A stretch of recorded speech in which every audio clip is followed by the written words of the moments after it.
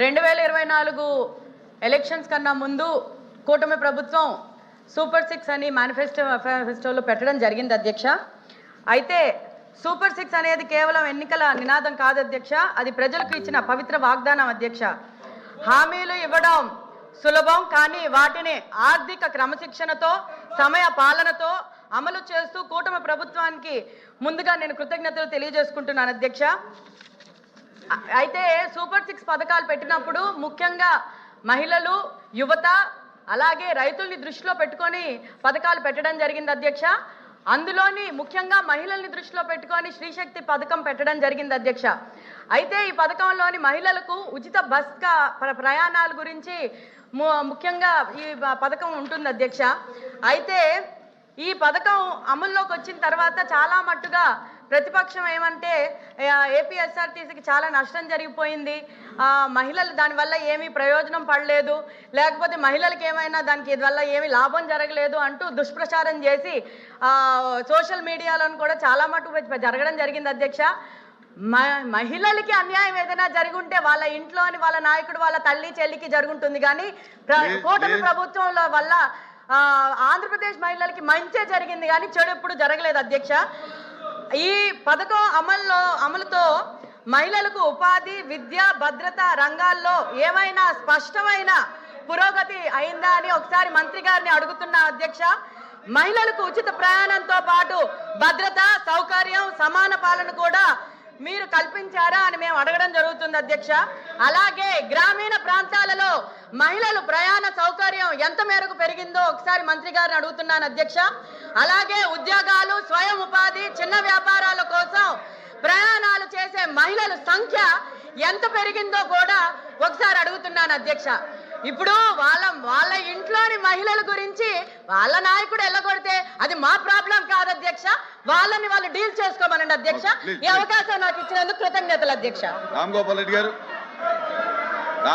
గారు అధ్యక్ష.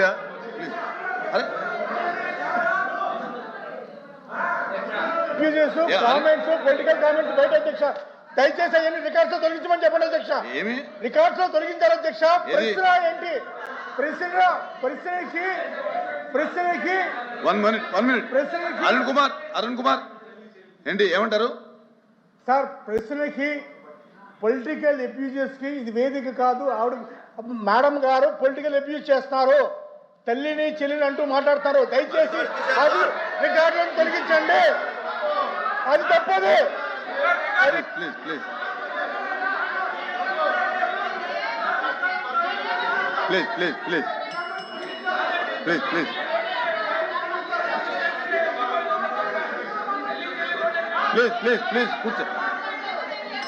కూర్చోండి ప్లీజ్.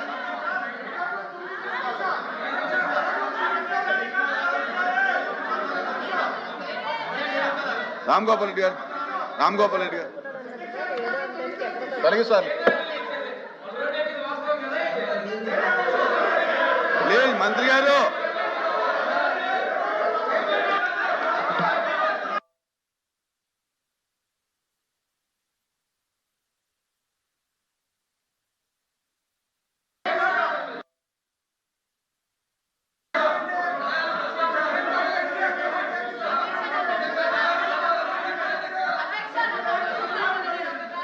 ప్లీజ్. అరుణ్ కుమార్ గారు ప్లీజ్. అరుణ్ కుమార్ గారు కూర్చోండి.